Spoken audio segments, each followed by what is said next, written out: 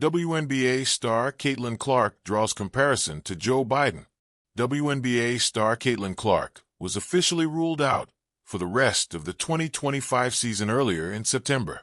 Clark, the #1 overall WNBA draft pick out of Iowa in 2024, had been out since late July with a leg injury. Clark seemed close to returning a couple of different times. However, the Indiana Fever's star point guard was never able to make it back to the court.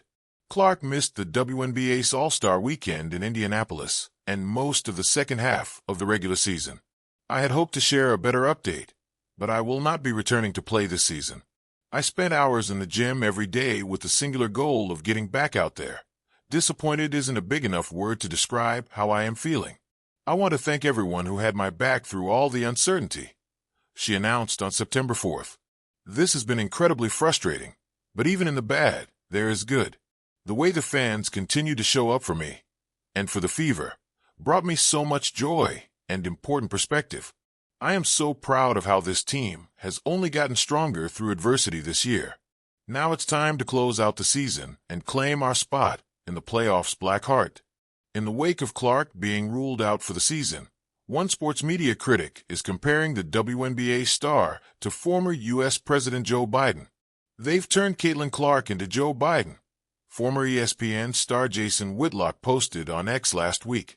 No press conferences for 2 months. The cover-up is always worse than the crime. Her injury has been the weirdest thing I've seen in sports. Clark draws comparison to Biden.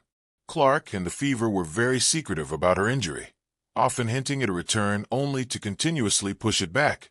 Biden, who served as President of the United States from 2017 to 20, once went 64 days without holding a solo press conference. It's the longest any U.S. president has gone without doing a solo press conference in 100 years. Clark's injury was kept in the dark by the Fever for a while, before the team ultimately announced that she wouldn't return. I think the long-term viewpoint of her health and wellness is the most important thing, Fever head coach Stephanie White said. The Fever, the #3 seed in the WNBA playoffs, will be taking on Atlanta on Sunday afternoon.